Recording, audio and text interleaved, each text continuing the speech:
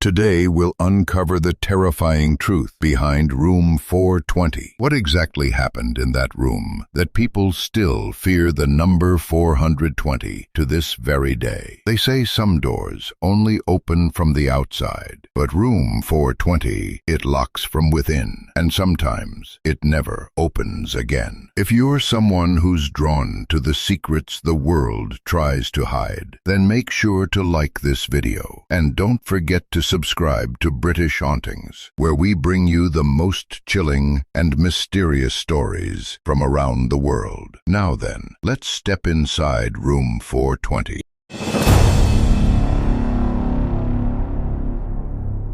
When I checked into the Lizzie Borden House, I was just a content creator chasing a viral idea. Spend the night where the most infamous axe murders happened, the thumbnail would say. They gave me room 420, not part of the official tour. A guest room on the upper floor, supposedly sealed off since 1976. The woman at the front desk just handed me the key without a word, but I noticed how her eyes shifted just for a second. The room smelled like old books and dried flowers, wallpaper peeled in corners like decaying skin. The air was too still, like the room had been holding its breath for decades. I set up my camera, hit record, tried to act confident, but by 1:33 a.m. I stopped pretending. The footsteps began above me, heavy, measured, but there was no room above room 420. Then the camera battery died, fully charged just minutes earlier. I reached for my phone, and that's when I saw it. A faint red stain on the ceiling, like blood, but too old, too dry. I heard a woman humming, off-key from inside the wardrobe. When I opened it, nothing, just a cracked mirror and my own reflection. Only my reflection wasn't moving. Around 3:17 a.m., the door opened on its own. No wind, no draft, just a slow creaking swing, and the hallway beyond was pitch black. I should have run. Instead, I whispered, "Is someone here?" The whisper that came back wasn't mine. It was exactly my voice, but slower, broken, like through water. "You shouldn't have come here." When morning came, the staff refused to speak to me. They didn't even ask why I looked pale or why my hands were shaking. As I checked out, I asked about room 420. The woman behind the desk paused, then said, "We haven't rented that room in over 40 years. The last person who stayed there never left." I checked the guest log later. My name wasn't there, but someone else's was, written in faded ink. Lizzie Borden, August 4, 1892. I tried to forget, tried to move on, but the Lizzie Borden House, room 420, didn't forget me. 2 weeks after that night, I started seeing things. Not full apparitions at first, just small details, out of place. The mirror in my bathroom fogged up with writing. The smell of iron in my living room, like old blood. And once, while editing footage, I caught a frame that shouldn't exist. Just one, half a second. A woman, standing in the corner of room 420, dressed in black, a hat pulled low, her face a blur, like the camera didn't want to remember her. I didn't include that frame in the video, I deleted it, but it came back every time I exported the video. That one frame reappeared. I started dreaming of an axe, not swinging, falling over and over again, a dull thud, wood splitting, bone cracking. I'd wake up and my bed sheets were soaked in sweat. One night there was a bloody handprint on my pillow, faded but real. I booked therapy. I took sleeping pills. I burned sage, but none of it helped. Until I got a letter. No return address, no postage, just slid under my apartment door. Inside, a single Polaroid of room 420. Only this time,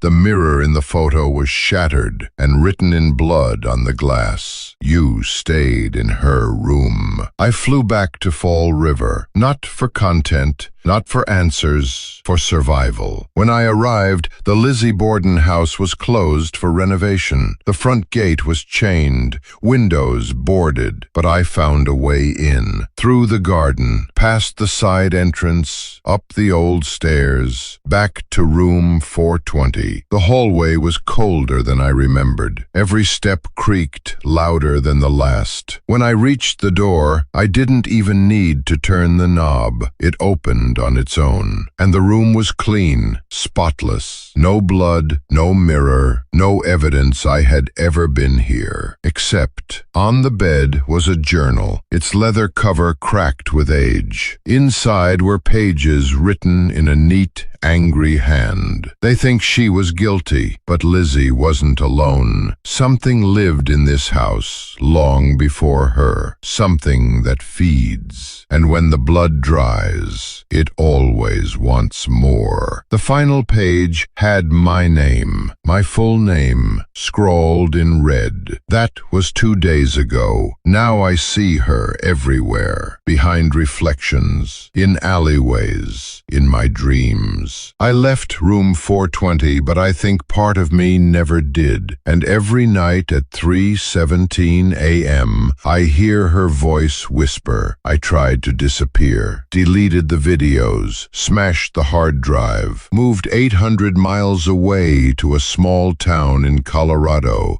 New apartment, new name, no more ghost hunts. But you can't outrun a room. That's inside you now. The signs began again, always at night, always at 3:17 a.m. The knocking, 3 times, always from the closet, no matter what room I sleep in. One morning, I found a small piece of wallpaper stuck to my arm, faded green with tiny violets. I recognized the pattern, room 420's walls, but I hadn't been back, not physically. I contacted a medium. Her name was Cassandra. She didn't flinch when I said, Lizzie Borden House. She just asked one question. I ran no bags, no car, just me and the clothes I was wearing. But as I passed the storefront window, I caught my reflection, and for the first time I saw her clearly. Not a shadow, not a trick of the light. She was standing behind me, in the reflection only, wearing that old-fashioned black dress. Her mouth stitched shut, eyes bleeding down her cheeks. She raised her hand and pointed at me. I didn't sleep after that. Couldn't, because every time I closed my eyes, I woke up, not in my bed, not even in my apartment, but in room 420. Same angle, same stained ceiling, same cracked mirror. Only this time, I'm not standing in the room. I'm lying on the floor, cold, pale, blood beneath me. And in the reflection, she's wearing my face. I've stopped answering my phone, stopped looking in mirrors, because I think she's almost done with me. Soon it won't be my voice speaking. It won't be my hands typing. Just the echo of someone who stayed in room 420 too long. And when you hear knocking at your door tonight, just remember, room 420 may be miles away, but she's always just one reflection behind you. It's been 37 days since the mirror stopped reflecting me. Not glitching, not flickering, just not me anymore. Whoever, whatever is on the other side now wears my face. But she's not mimicking me anymore. She's changing, and I can feel her growing stronger every time someone watches the video. Yes, the one I deleted, the one I burned the hard drive for. It's back, posted online. I didn't upload it, but someone did, and it's got thousands of views. People comment things like, I saw something in the mirror at 9:03. The voice changes halfway through. Is this ARG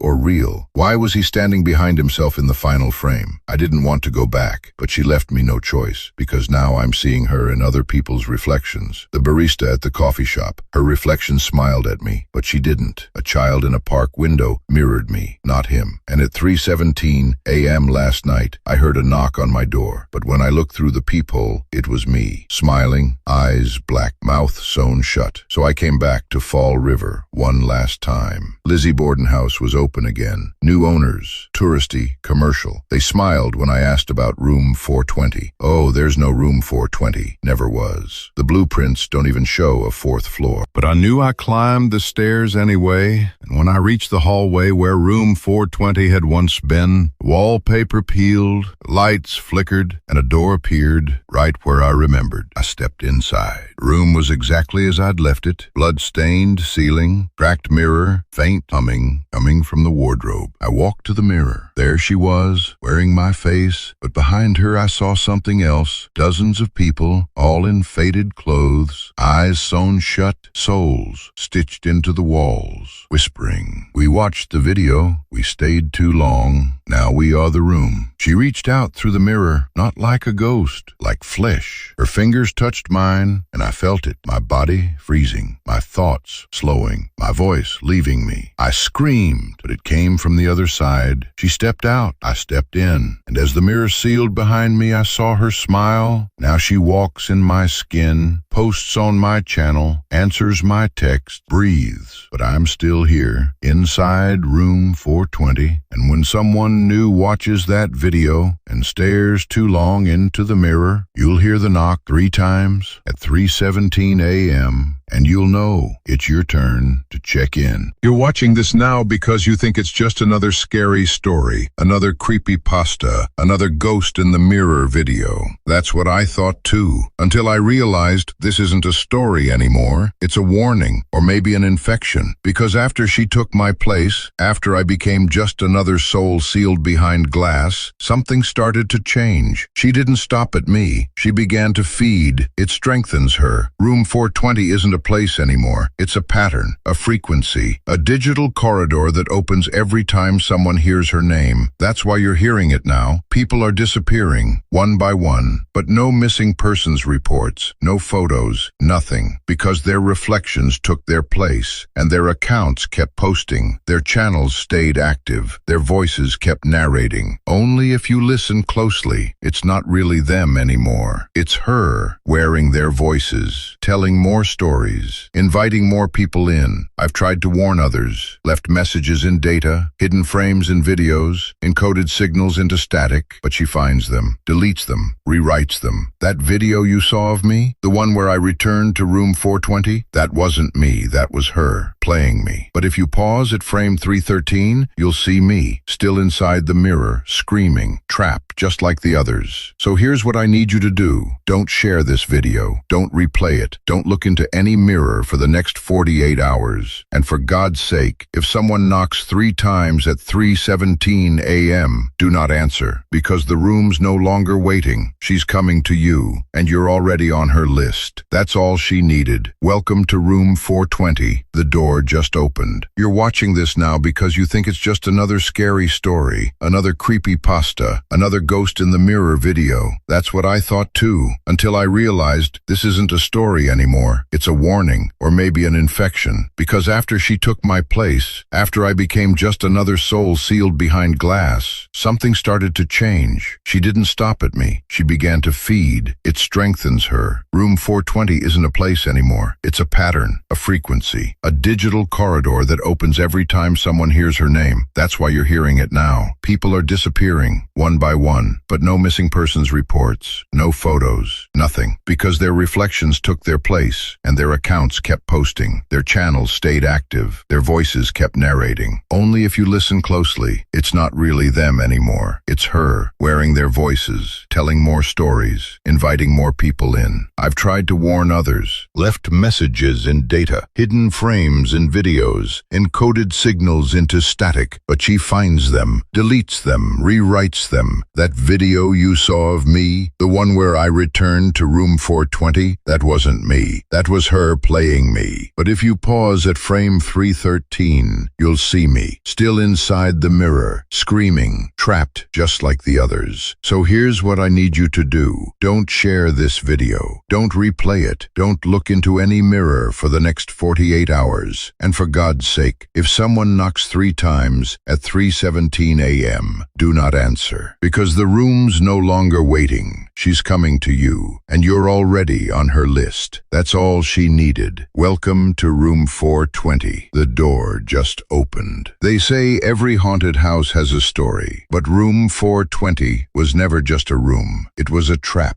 disguised as a story. And now that story is you. Let me ask you something. Have you checked your mirror lately? Did your reflection blink when you didn't? Did it move just a second too slow or too fast? Because by now, the rules have changed. She doesn't need you to visit the house anymore. She just needs you to watch, which you already did. The moment you heard the knocking, the moment you let her voice into your ears, the curse began to rewrite its target. This was never about me, or the house, or even the murders. It's always been about getting out. And to do that, she needs a host. Someone curious, someone brave, someone who doesn't believe in any of this. Someone like you. You're not just hearing this story, you're finishing it, completing the ritual. Because every story needs a listener, a mirror needs a face. And room 420, it needs a new occupant. Check your phone camera, flip to selfie mode, do it, look closely. See that faint shadow behind you, barely visible, flickering near the edge of the frame. Yeah, that's her. She's already in your reflection now. You brought her there. You see, the video wasn't cursed. You are. And in 24 hours, if you don't warn someone else, if you don't pass this story along, you'll become part of it, just like I did, just like the others, trapped inside a loop of mirrors and whispers, telling the same story to the next fool who dares to listen. It's 3:17 a.m. She's here. Don't open the door. Don't check the mirror. And for your own sake, don't listen again, because she remembers your name now. And once room 420 knows your name, there is no checking.